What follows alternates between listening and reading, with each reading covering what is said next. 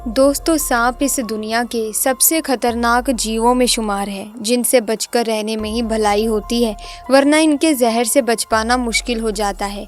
हालांकि अच्छी बात ये होती है कि सभी सांप जहरीले नहीं होते। जहरीले सांपों में किंग कोबरा, करैत और ब्लैक मांबा आदि शामिल हैं। भारत में पाया जाने वाला नाग भी काफ़ी खतरनाक होता है। प्यारे दोस्तों, तब क्या हुआ जब इच्छाधारी नागिन ने दिया एक बच्चे को जन्म, और व्यक्ति की एक गलती के कारण इच्छाधारी नागिन ने जो कहर बरसाया, उसे देखकर आपका दिल दहल जाएगा। तो आइए बिना किसी देरी के इस वीडियो को शुरू करते हैं, लेकिन उससे पहले महादेव के भक्त कमेंट सेक्शन में हर हर महादेव ज़रूर लिखें, ताकि भगवान शिव की कृपा दृष्टि आप पर और आपके परिवार पर बनी रहे। दोस्तों, ये चमत्कारी घटना है राजस्थान के एक छोटे से गांव चंदेला गांव की। दरअसल ये घटना घटित हुई चंदेला गांव के मुखिया और वहां के सबसे धनी इंसान ब्रिजेश जी के साथ। ब्रिजेश करीब आज से 5 साल पहले एक साधारण एवं गरीब व्यक्ति का जीवन व्यतीत करते आ रहे थे। वो अक्सर जंगल में अपनी बकरियां चराने जाया करते थे। एक दिन बकरी चराते चराते वो जंगल के थोड़ा और अंदर निकल गए। उसी जंगल में एक इच्छाधारी नागिन अपने नाग के साथ एक विशाल पेड़ के पास रहा करती थी। वो नागिन गर्भवती थी। शाम का वक्त था और ब्रिजेश जब उस पेड़ के पास से गुजरा तो उसे वहाँ एक तेज चमकती चीज़ दिखाई दी, परंतु साथ ही वो दोनों नाग नागिन भी वहीं थे। उन्हें देख वो थोड़ा सा डर गया और तुरंत ही वहाँ से जल्दी से घर की ओर भागा। ब्रिजेश इतना घबराया हुआ था कि उस समय तो उसने पीछे मुड़कर तक नहीं देखा, परंतु उस रात उसके ध्यान में वो चीज़ जो चमक रही थी वो बार बार आ रही थी। वो इतना तो समझ गया था कि वो हो ना हो बहुत ही मूल्यवान चीज़ थी, और अगर वो मुझे मिल गई तो मैं भी धनवान हो जाऊंगा। परंतु सबसे बड़ी मुसीबत थी वो दोनों नाग नागिन। अगले दिन वो वापस जंगल उसी पेड़ वाले स्थान पर गया और कुछ दूर खड़े रहकर छिपकर उस पेड़ के पास रह रहे नाग नागिन को देखने लगा। कुछ देर देखने के बाद उसने ध्यान दिया कि नागिन तो गर्भवती है। वो उस रात घर आकर सोचने लगा कि ये अच्छा मौका होगा, जब नागिन अपने बच्चे को जन्म देगी तभी वो नागमणि चोरी कर लेगा, क्योंकि उस समय नागिन कमज़ोर होगी, बस नाग को मारना होगा। दोस्तों, कहते हैं कि अगर किसी नाग के मुंह की तरफ गोबर मार दिया जाए तो वो अपना होश खो बैठता है। अब ब्रिजेश हर रोज़ गोबर लेकर उस विशाल पेड़ के पास छुपकर सही मौके का इंतज़ार करने लगा। एक दिन वो मौका भी आया जब नागिन अपने बच्चे को जन्म देने वाली थी।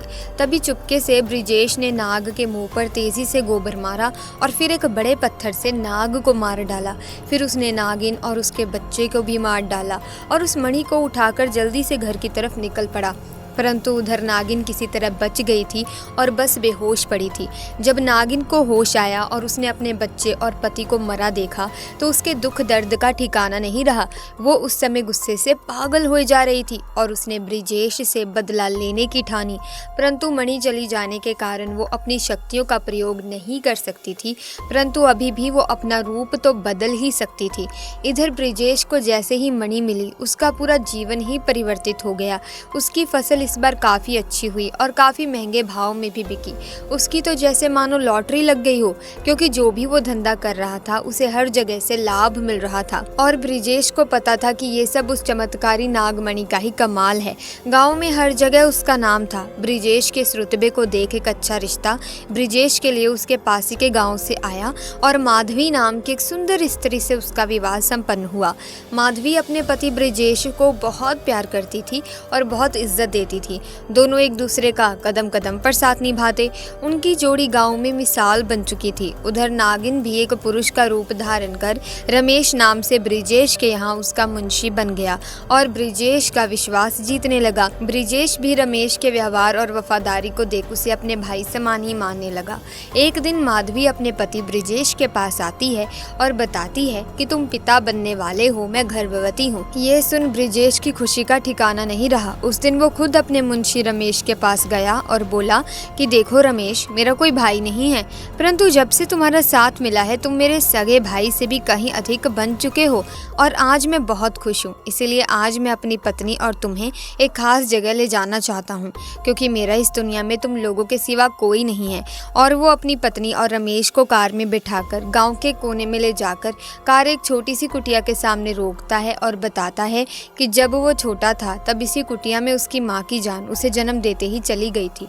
उसके पिता तो पहले ही गुजर चुके थे।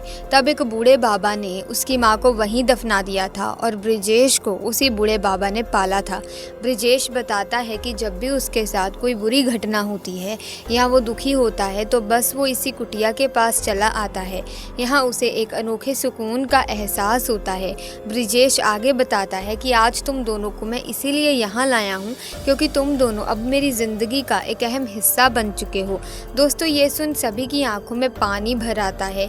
कुछ देर रुकने के बाद जब वे वापस पहाड़ी से होते हुए घर को जाते हैं तो अचानक उनकी गाड़ी पहाड़ी पर एक बड़े पत्थर से टकराती है और गाड़ी को जोर का झटका लगता है, जिसके कारण ब्रिजेश तो कार में फंसा रहता है, परंतु उसकी पत्नी माधवी पहाड़ से नीचे गिर एक पेड़ पर अटक जाती है और उस पेड़ के ठीक नीचे बहुत गहरी खाई थी। दोस्तों, वो रात भी कार्तिक पूर्णिमा की ही थी। रमेश अपनी शक्तियां पाकर पुनः नागिन रूप धारण कर लेता है।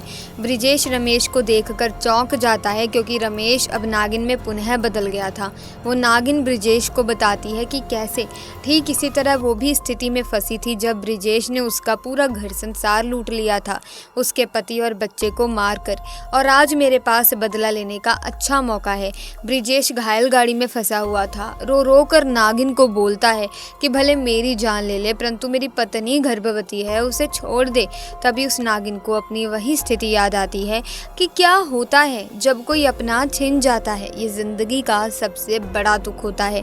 नागिन ने ब्रिजेश का उसकी पत्नी के प्रति सच्चा प्यार देख उसे माफ कर दिया और माधवी को उस पेड़ से निकाल बचा लिया तथा दोनों को हॉस्पिटल छोड़ खुद वापस जंगल में उसी विशाल पेड़ के पास चली गई। जब ब्रिजेश हॉस्पिटल से स्वस्थ होकर अपनी पत्नी के साथ घर वापस लौटा तो उसे अपनी गलती का एहसास हुआ। उसने जाना कि उसने कितनी बड़ी गलती करी है। वो नागमणि को लेकर उसी विशाल पेड़ के पास गया और उस पेड़ के पास उस नागमणि को रख फूट फूट कर रोने लगा और शाम को घर वापस आ गया। दोस्तों, कभी कभी इंसान लालच में इतनी बड़ी गलती कर बैठता है कि फिर उस गलती को कभी भी ठीक किया ही नहीं जा सकता और बस अंत में पछतावा ही रह जाता है। सांप को मारने के संबंध में दोस्तों अक्सर कई लोग कहने लगते हैं कि मत मारो, इन्हें भगा दो या जाने दो। दरअसल इसके पीछे भारतीय अध्यात्म और दर्शन का ज्ञान छुपा है। भारतीय दर्शन में कहा गया है कि जीने का हक सभी को है, इसीलिए किसी जीव की हत्या नहीं करनी चाहिए। लेकिन ज्योतिष इससे एक कदम और आगे जाकर इसकी व्याख्या करता है। ज्योतिष शास्त्र के अनुसार सर्प को मारने से सर्पदोष और पितृदोष लगता है। इन दोषों की वजह से जीवन में कई तरह की परेशानियां, कार्यों में बाधा और संतान संबंधी विषयों में कष्ट मिलता है। बहुत से लोगों की जन्मपत्री में काल सर्प, सर्पदोष और पितृदोष होने की स्थिति में भी यही कारण बताया जाता है कि व्यक्ति ने जरूर कभी न कभी तो किसी सांप को जरूर मारा है या इच्छाधारी नाग नागिन को जरूर मारा है। इसीलिए दोस्तों आपको इन चीज़ों से, सांप वगैरह को मारने से बचना चाहिए क्योंकि आप एक बार तो मार देते हैं लेकिन आपको सर्प मारने के पाप के बारे में नहीं पता है। ये एक ऐसा पाप है दोस्तों जो आपके जीवन को अस्त व्यस्त कर देता है, आपके जीवन में मुश्किलें पैदा कर देता है। इसीलिए ऐसी मुश्किलों से, ऐसे तनाव से बचने के लिए आप कभी भी सांप को मारे ना, उसे भगाने की कोशिश करें। अगर आप भगा भी नहीं पा रहे हैं तो स्नेक रेस्क्यू टीम को बुला लीजिए, वो अपने आप सांप को किसी सुरक्षित स्थान पर ले जाकर छोड़ देंगे।